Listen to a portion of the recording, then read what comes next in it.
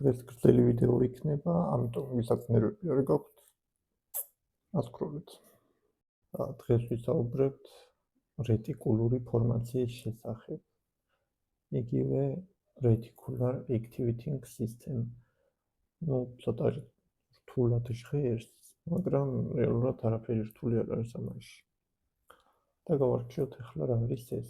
სანამ ძირითად თემის განხილვაზე გადავალ, მოკლედ ვიტყვი, რომ ამ ვიდეოების ძირითადი მიზანი არის ადამიანებისთვის საბაზისო ინფორმაციის მიწოდება იმ ფსიქოლოგიური მოვლენების შესახებ, რაც ყოველდღიურობაში ხდება, ისეთი სიტუაციები, რაც გვეუცნაურება, მაგრამ რეალურად არ არის უცნაური. ეს ყველაფერი არის ჩვენი ფსიქიკის ნაწილი, ჩვენი სხეულის და ცნობიერების ნაწილი. ამიტომ ასე თუ ისე ყველა უნდა ვიცნობდეთ ამ ყოველივეს და გარკვეული ინფორმაცია უნდა გქონდეს იმის შესახებ, თუ რა რატომ ხდება და არ დავაბრალოთ რაღაც მოვლენები, მაგალითად, კოსმოსიდან მოფრენილ მფრინავთებს. მაშინ, როდესაც რაღაც მოვლენის ახსნა შეიძლება ცხვრისიმ გვიდევს და სრულებითად ჩვენი ფსიქიკა იწევს ამ ყოველივეს. და ხო ამით იმას არ ვამბობ, რომ არ არსებობს რაღაც არამწირი მოვლენები და პარანორმალური მოვლენები, ეს სხვა სფეროა, არსებობს, რა თქმა უნდა, ამ შემთხვევაში საუბარი მაქვს ფსიქიკურ ჯანმრთელობაზე და ზოგადად ცნობიერების ამაღლებაზე ამ მიმართულებით. ახლა დავიწყოთ. მოკლედ, ეს ჩვენი უცნაური და ცოტა რთული ტერმინი რეტიკულური ფორმაცია. გადავიდეთ ყოველდღიურობაში და განვიხილოთ მაგალითზე. მაგალითად, მოგეწონა მანქანა და გინდა ამ მანქანის ყიდვა. და უცებ შეამჩნიე, რომ ქალაქში ყოველდღიურად ძალიან ბევრი დადის ეს მანქანა და თითქოს აქამდე არ იყო, მაგრამ ეხლა შენ რო დაინტერესდი, ყველა ეს მანქანა იყიდა. ან შენმა მეგობრებმა იყიდა რაღაცა მანქანა და ერთად როცა დადიხართ ამ მანქანით ქუჩაში, ხედავ რომ აქამდე არ იყო ეს მანქანები რეალურად, მაგრამ იხედები აქეთ-იქით და ყოველი მეორე მანქანა ესეთი ხდება. და შენ და შენი მეგობარი გადაობთ, რომ მე ვიყიდე ეს მანქანა და მთელი ქალაქი ამაზე დაჯდა.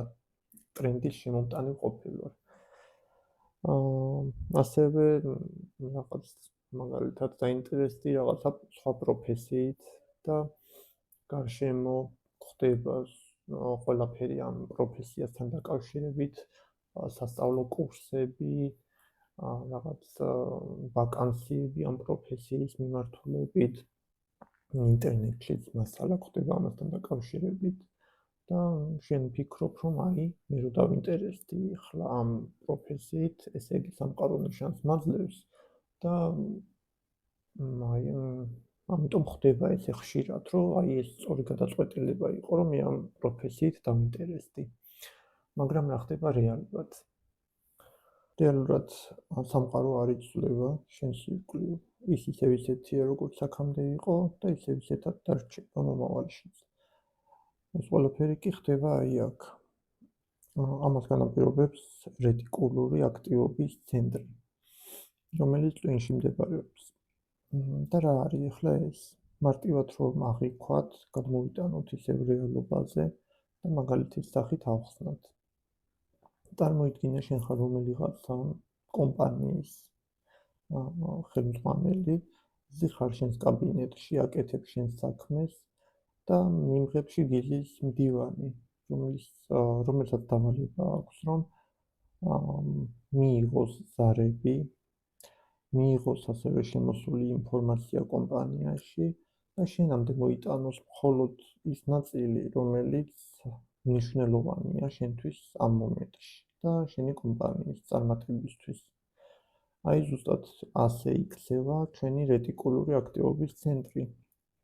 ანუ ჩვენ კი ვხედავთ რაღაცებს გარშემო, გვესმის ყველაფერი, მაგრამ უბრალოდ ვერ აღვიქვამთ. იმიტომ რომ რეტიკულური აქტივობის ცენტრი არ აძლევს საშუალებას ამ ინფორმაციას რომ შემოვიდეს ჩვენს ცნობიერში. ანუ კიდევ ერთი მაგალითი რომ ვთქვათ, თქვენ ზიხართ რაღაც შუა ოთახში, რომელსაც აქვს შემოსასვლელიც და გასასვლელიც. და ამ ოთახში შედიან და გადიან სხვადასხვა ადამიანები, მაგრამ შენ ყურადღებას აქცევ მხოლოდ ნაცნობებს. აი ზუსტად ესე ხდება აქაც.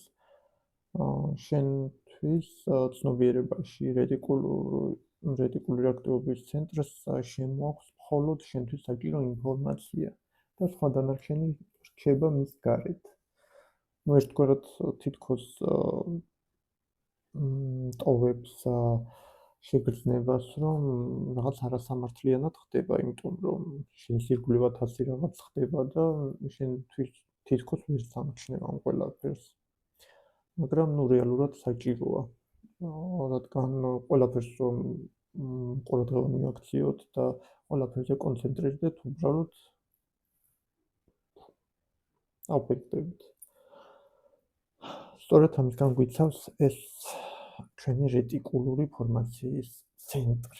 ახლა რაში გვჭირდება ეს ყველაფერი და ვიღაცა უყურებს ამ ახსნას უსმენს და ესმის ტრალალელო ტრალალა და ფიქრობს, რატომ იყვება ახლა ამას ეს ადამიანი. ამას იმიტომ გიყვები და იმიტომ გჭირდება, რომ რეალურად შენს სასიკეთოდ გამოიყენო ეს ინფორმაცია. და როგორ გამოვიყენოთ ახლა ეს ინფორმაცია ჩვენს სასიკეთოდ? სინამდვილეში სრულიად ჩვენზეა დამოკიდებული ეს რეტიკულური ფორმაციაც და მისი მუშაობის სპეციფიკას. და რას ნიშნავს ახლა ეს? შენ შეგიძლია აირჩიო თემა, მიმართულება და მოაქციო შენი ყურადღების ფოკუსში. ანუ შენ კონცენტრირდები წარსულის ტრამვებზე, წარსულის წყენებზე და ჩარქშები მოკლედ აქ და ყველაფერი შენ ცხოვრებაში და შენს გარშემო აუცილებლად ამ თემაზე იქნება გადართული და რომ ჩამოდგები და დაიწყებს წუწუნს, რომ აი არაფერი არ მეშველა და არაფერი არ იცვლება. სწორედ ამიტომ არ იცვლება და არ გეშველა, რომ შენ მიეცი ბრძანება რეტიკულური ფორმაციის ცენტრს, რომ კონცენტრირდეს ამ თემაზე, დარჩეს ამ თემის ირგვლივ და ისიც ყველაფერს უკავშირებს აი ამას. ამ რაღაცა, ავიღოთ ახლა ყველაზე პოპულარული საზოგადოებაში რაც არის, რაღაცა შეუმდგარი სიყვარულის თემა, ყოფილების თემა. და შენ ჩარჩენილი ხარ და მთელი ცხოვრება ფიქრობ, აი იმან ესე რატო ქნა, ის ესე რატო მოიქცა, და მოკლედ დაუმთავრებლად ესე. და ყველაფერს აკავშირებ იმასთან, არის თუ არა ამ კონკრეტულთან კავშირში რაღაც მოვლენები. და ასევე შენ გაქვს ალტერნატივა.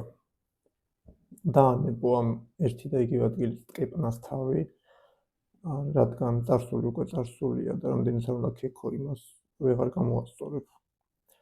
და ამის სანაცვლოდ შეგიძლია შენი რეტიკულური ფორმაციის ცენტრს მისცე ახალი დავალება, რომ კონცენტრირდეს რაღაც ახალზე, მაგალითად, ახალი პროფესიის სწავლაზე, რომელიც შენ დაგეხმარება კარიერულად განვითარდე და შემდგარ პიროვნებად ჩამოყალიბდე. ამ შემთხვევაში შენ ნელ-ნელა დაიწყებ გარშემო ახალი ინფორმაციების შემჩნევას ამ პროფესიის შესახებ, ახალი კურსების პოვნას ინტერნეტში შემთხვევით და ამაშიც არაფერია შემთხვევითი, რადგან ყველაფერი ძალიან კარგად არის აი აქ გათვლილი, უბრალოდ ჩვენი ცნობიერებისგან შეუმჩნევლად მიმდინარეობს ეს პროცესები.